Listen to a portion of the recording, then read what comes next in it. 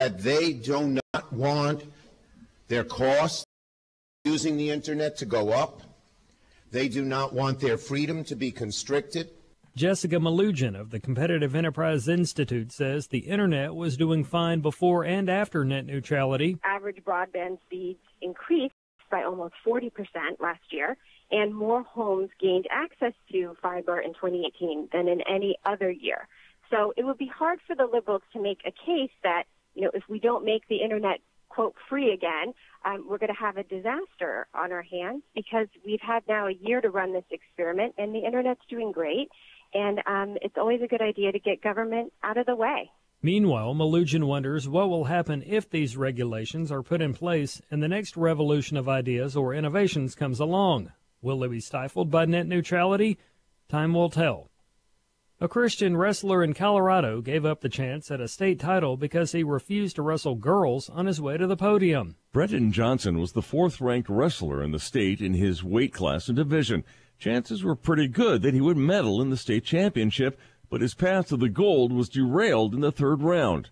And he'll be the first to tell you it's his own fault. Brendan's dad, Jeff, talked about it on AFR's Today's Issues. He chose to forfeit twice to girls rather than go on the mat with them, and that knocked him out of the tournament. And he was seeded fourth in the state in our division, so he did have a good shot of landing on the medal podium. Brendan wasn't angry that he had to wrestle a girl. His manhood wasn't threatened, and he didn't consider himself a victim.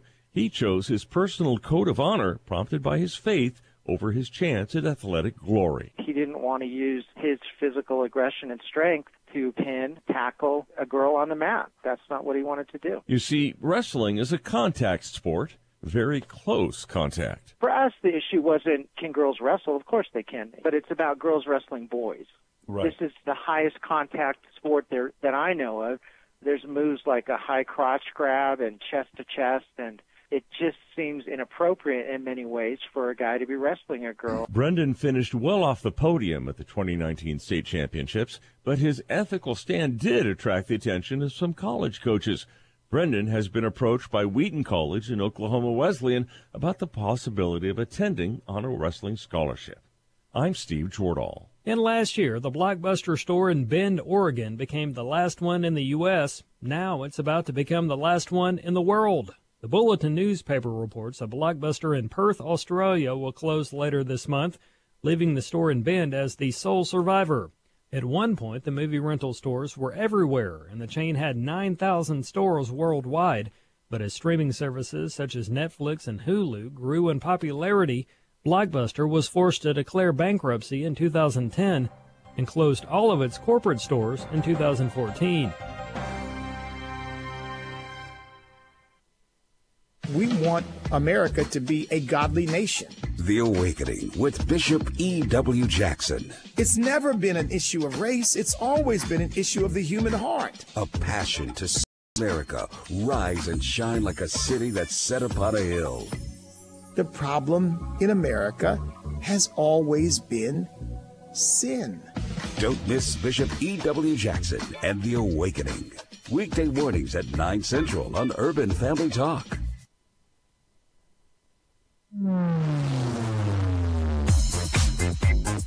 She's sharp, pointed, and insightful.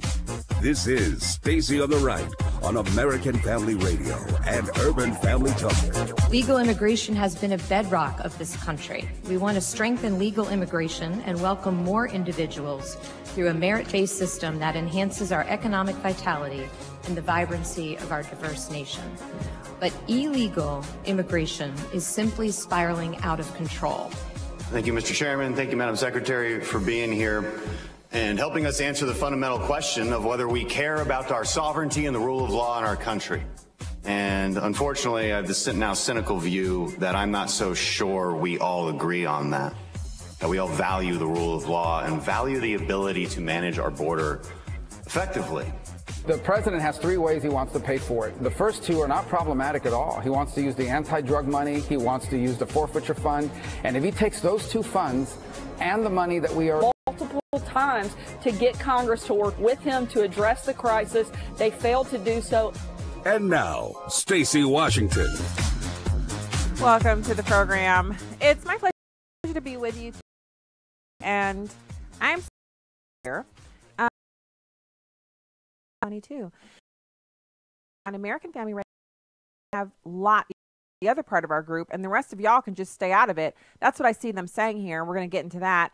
We'll take your calls at 866-963-2037, 866-963-2037.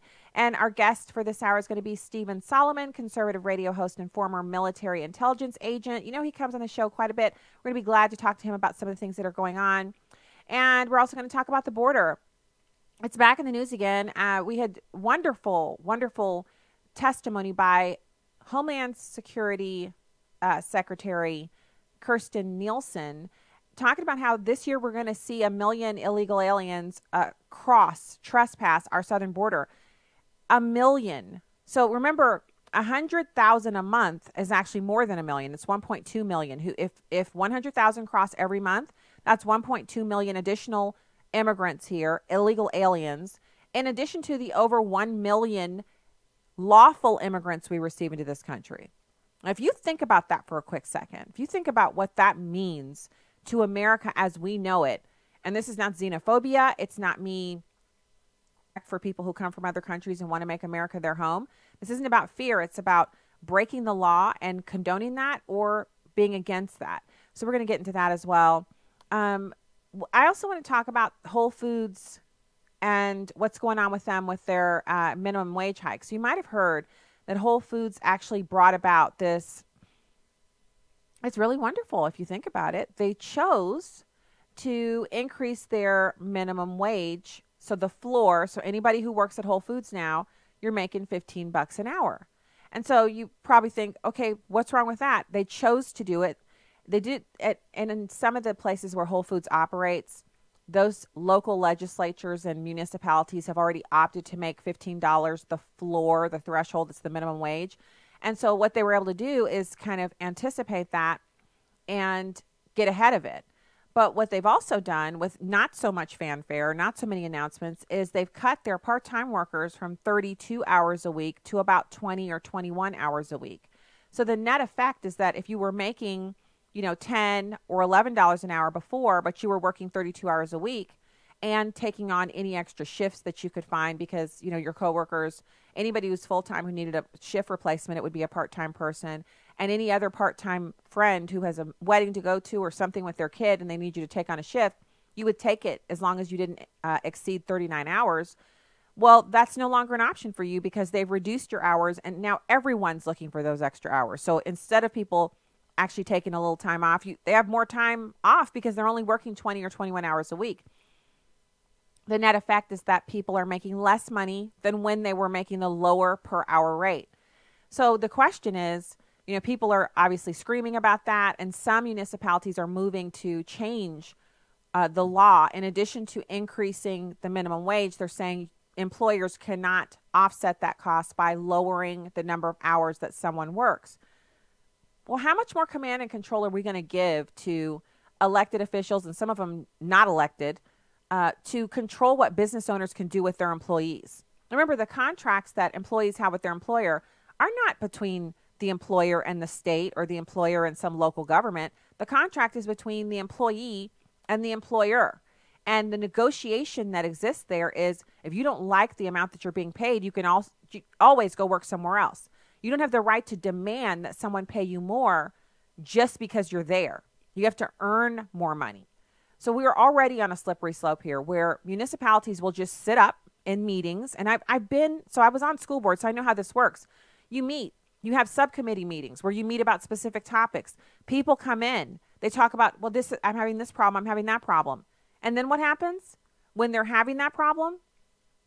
They kind of feel like someone could possibly help them with it by going to this municipal leader, this mayor, elected official, what have you. And when they do that, they're looking for a solution to a problem that they should be solving outside of government.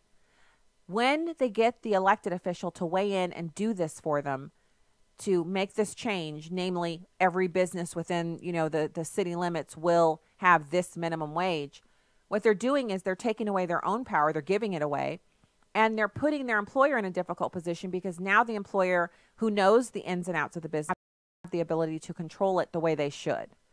So I'm disturbed by this because it's an area that I go to. I think we have 4 of them now, but I only go to 2 of them. And in each one, I see the same employees. These are long-term employees. You see them, you get to know them. You kind of go in their checkout lane, or you see them, in the aisles, and you ask them for some help finding something. And so you get the feeling that they like working there.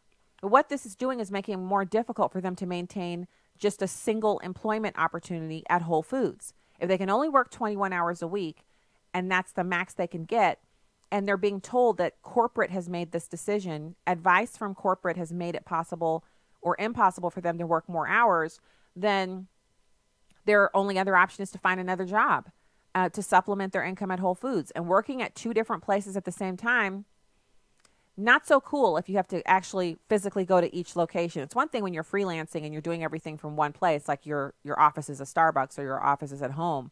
But it's another thing if you're actually having to go to one place and put in hours and then go to another place and put in hours.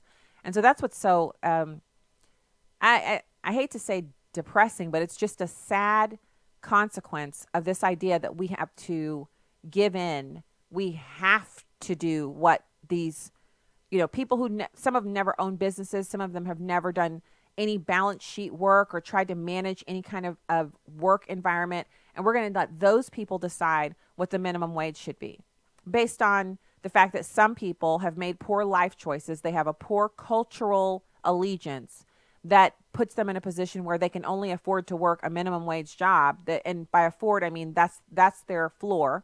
That's their entry level. But they also have 2 kids or 3 kids. They can't afford to make ends meet. And so because they don't have a spouse, because they don't have an intact family, everyone else has to suffer because we have to make the minimum wage $15 an hour, which in effect lowers the take-home pay that they're able to get home. So do you see how no one wins here? The answer is not to force businesses to pay people when they honestly, they don't have the means to do so. Businesses increase salaries and benefits and hourly wages based upon profitability and a host of other factors. And I just think it's pretty sad that we're seeing this going on with Whole Foods. So additionally, I wanted to talk about the consequences of sin. And we have this wonderful daily encouragement for the consequences of sin. And it's about the Gibeonites. So you might remember them from the study of David it's in 2 Samuel. And when you get into chapter 22, I believe it is, when you get there, the Gibeonites are a group of people who had previously deceived the Israelites when they came into the promised land. And even though they were nearby neighbors and they were worried about getting wiped out by the mighty men of valor and Joshua, they ended up kind of deceiving Joshua and striking a treaty with him, which he felt he had to honor, even though it meant he was disobeying what God had told him to do. And so under Saul, some of the Gibeonites were mistreated and killed, and it was certainly nothing to do with David, but it happened. So at that point, the Gibeonites are facing what is really, it's a tough go. And they go to David and they're telling him about what's happened to them. And then at that point, David has this kind of, it's like a choice that he has to make.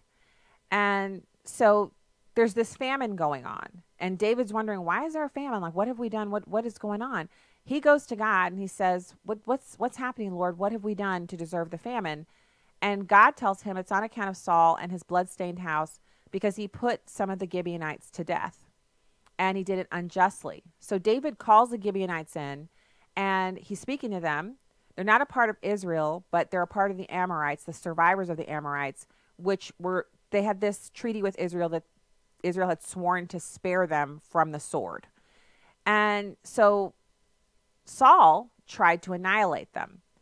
And so David says, because he's trying to get the plague lifted, he says, what can I do for you? How can I make atonement so that you will bless the Lord's inheritance? And the Gibeonites said, Well, we have no right to demand silver or gold from Saul or his family, nor do we have the right to put anyone in Israel to death. And David said, what do you want me to do? And they said, as for the man who destroyed us and plotted against us so that we have been decimated and have no place anywhere in Israel, let 7 of his male descendants be given to us and killed, and their bodies exposed before the Lord at Gibeah of Saul, the Lord's chosen one. And so David did so. And he spared Mephibosheth, who was a son of Jonathan, who David had sworn to protect him and his descendants because they had the close bond of friendship. But he did find 7 male descendants of Saul, and they were, they were killed. Now, when we were studying this week, our group discussion about this, it was kind of interesting because everybody kind of had a different take on what was going on. Now, obviously, the one of the primary things we see here is that David has this amazing attitude towards they're in a famine. They're starving. And instead of him getting angry or cursing God, he was like, what can we do? Like, what's happening here? What have we done to offend you, Lord? How can we be made right with you? He loves God. He praises him continually, and he looks for ways to please him and to bring himself back in right relationship. Now, the other lesson here is unaddressed sin. And so we have 2 ways that we can feel about this. First of all, it is a comfort to know that the sin that Saul did against the Gibeonites, while it looked as if Saul had gotten away with it and it was unanswered, God hadn't forgotten about that sin, and it had to be atoned for because sin and injustice pollute the land, and you can only have the land cleansed, meaning have the negative things lifted, when the sin is atoned for. Now, obviously, we ask for forgiveness now. This is Old Testament. We ask for forgiveness and are forgiven and have our sins separated from us as far as the east is from the west, but we do have to suffer the consequences of our sin. And sometimes in God's mercy, those are very little. And other times, like in this story, the consequences are great and they're visited upon the descendants. And so the lesson here for us is not to leave any sin unaddressed, to immediately repent and turn away from the sin, and because no one gets away with it. If it looks like people are getting away with it, they're not. All right, when we get back, we'll have Stephen Solomon. Stay right there. You know, what's really nice about our tour of Washington, D.C. and Mount Vernon in September is the fact that we're with Christians who support our ministry from all over the country, who may talk differently, but we have a like mind and a like heart, and it's always a joy to spend time with our supporters. So if you want to join us on this September Spiritual Heritage Tour, Washington, D.C. and Mount Vernon, we'd love to have you. Now, for all the information, the dates, the pricing, everything, go to spiritualheritagetours.com. We'll fill up soon. The June tour is already sold out. We're going to fill up soon for September, so don't delay.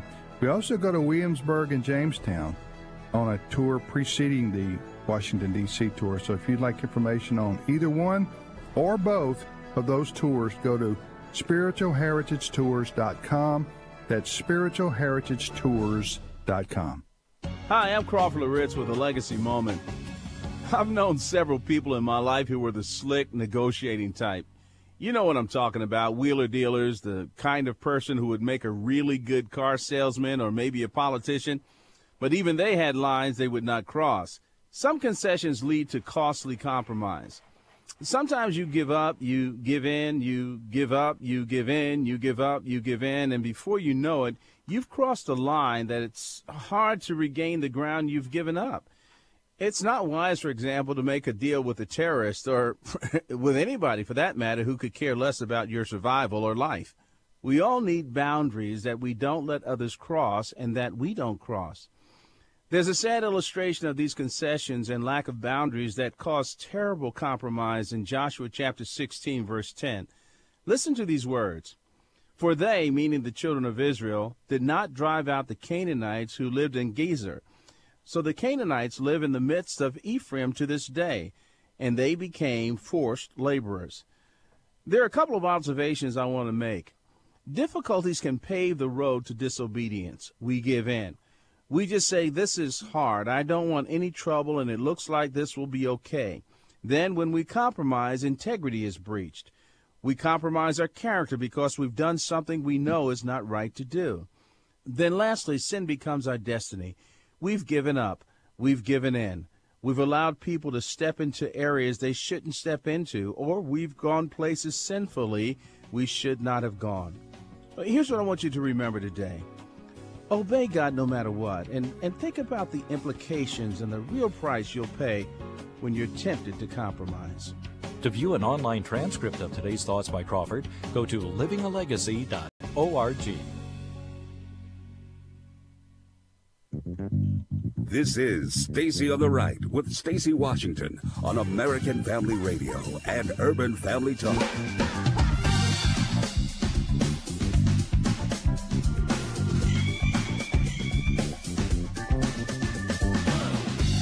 Welcome back to the program. Thanks for being with us today. You can find out more at stacyontheright.com, urbanfamilytalk.com, and afr.net. Head over to Facebook or, Twitter and Instagram at Stacy on the Right, and hit the follow button or the subscribe button. We'd love to have you there. Right now, it's my pleasure to welcome Stephen Solomon. He's a radio host and former military intelligence agent. Stephen, thanks for joining the show today. Hey, Stacy, how are you today? I'm doing pretty well. I'm looking at what's going on in Washington, D.C., where the anti-Semites have now found a very strong and interesting place within the Democrats, and they're hunkering down. They're actually taking more control, and they're kind of browbeating Jewish people into to kind of accepting their new reality there. Yeah, this whole thing really blows me away. The last time I checked, Nancy Pelosi was the Speaker of the House. That's the last thing I remember seeing. But it looks like this far left kind of fringe group in the Democratic-controlled House, Ilhan Omar, AOC, these people, it's like they're guiding her on this. And if she doesn't get control of this, I think one of two things is going to happen. I think they're either going to split the Democrat Party, which the GOP would love. They would love that. It'll either split that down the middle, or it's going to push every Democrat as far left as possible, which I think the GOP would like as well. So I think either way, it's not good for them. No, it isn't. But do you see? There's almost a sense of. I know this is an analogy that I hate it when it's made about Black conservatives, but maybe I'm beginning to understand the lack of clarity that comes from the other side, which is. It looks to me like Jewish Americans who have strong ties and allegiances to the Democrats are going to have to make a decision that anti-Semitic language and anti-Semitic tropes and a real hostility towards Jewish Americans is going to have to be accepted. They're going to have to permit it because the Islamists in their midst are not going to change. We haven't seen any inkling of change from Omar from day one when she made the first anti-Semitic statement. It's almost as if the people who are behind her, who are funding her, the ones who support her and propelled her into office, are excited by these comments because whenever she apologizes or even walks it back a tad, because I don't think I've heard a genuine apology from her, she immediately follows on with another more offensive anti-Semitic statement. And then there's more backlash, and then she kind of turns it around. So what are Jewish Democrats to do here? Well, this has kind of been the conundrum. In America, the Jews have typically been on the left, which is a bit strange. If you're, an evangelical out there listening today, you go, well, I thought Christians and Jews were together, and the left isn't, very friendly to Christians. It's just been typical about the way things have been. When you look at it from, for instance, James Clyburn, he's the number 3 Democrat in the House. And he essentially said that Holocaust survivors need to check their privilege. And he was comparing Holocaust survivors to Ilhan Omar, being a refugee. And I thought to myself, there is all sorts of cover being run. And the Jewish people are smart. Jewish people they're not stupid. They pay attention. They're aware of what's going on. And if they will open their eyes as a group and say, okay, we're going to be turned on here. It hasn't happened yet, but it's going to happen.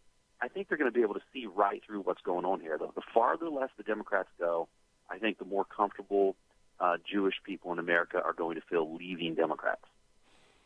Because I have to say, Stephen, and I come from this whole thing where, I was raised in Christian church where we learned from day one. I remember learning in Bible school where, you color in your lesson for the day and it has a memory verse that if anyone who honors Israel, God will bless them. And anyone who is in any way negative towards Israel, that God curses them, that Israelites are God's chosen people. And then as I grew up and came to understand who Jewish people were, I understand that there are Jews who, there are Jews who live on every continent on the planet, and Jews don't always present themselves in the way that American Jews present themselves.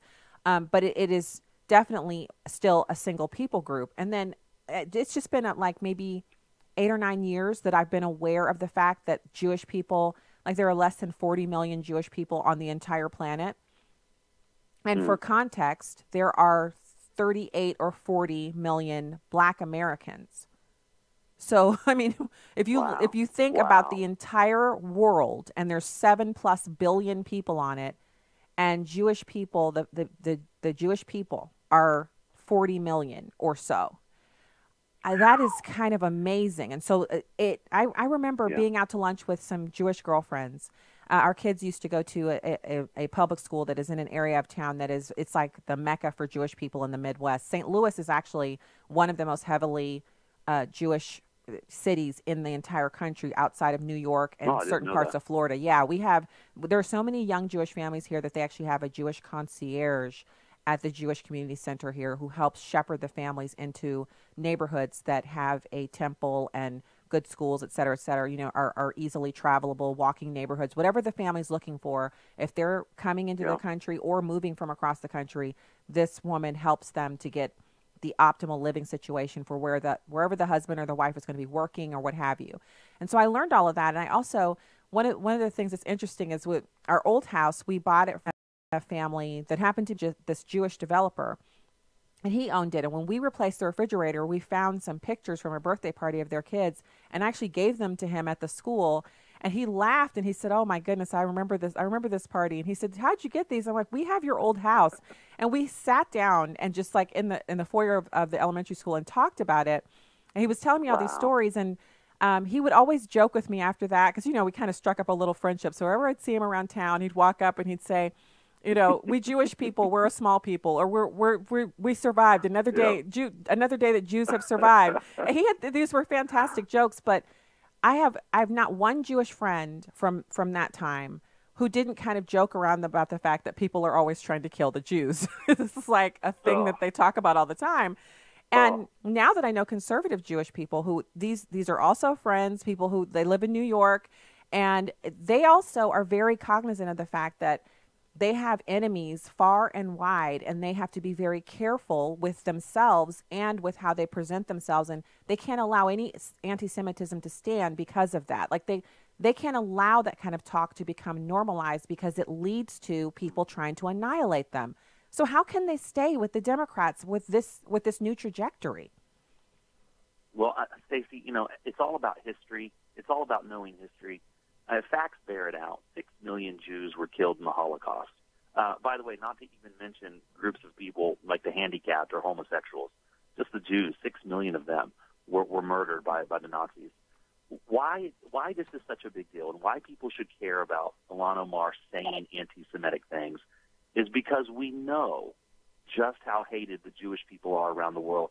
I mean, if you were to consider the nation of Israel itself, just take that for a moment, just the little tiny nation state of Israel, and all of the surrounding Muslim nations, Egypt and Jordan and Syria and Iraq and Saudi Arabia, and the list goes on and on and on of Muslim majority.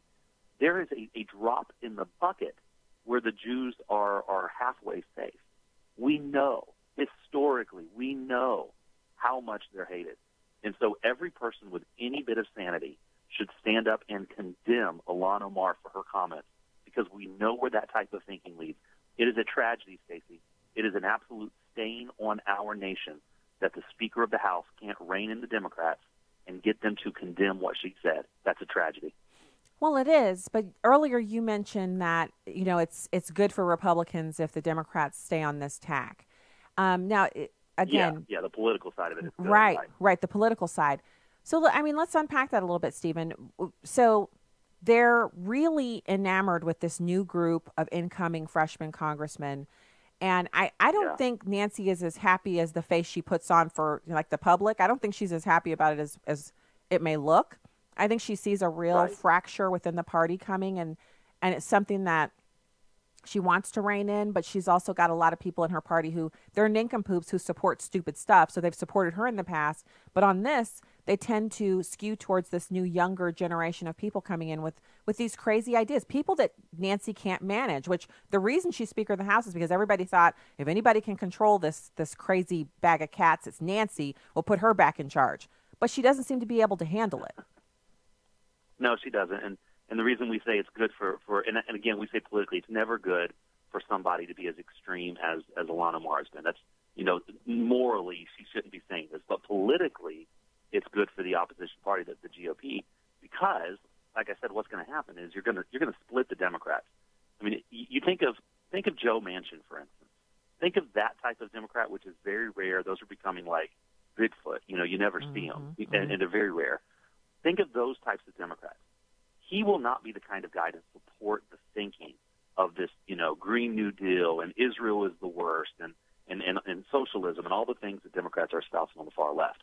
These guys are going to be forced to make a decision, make a hard turn left or go independent or even in some cases maybe join the Republicans.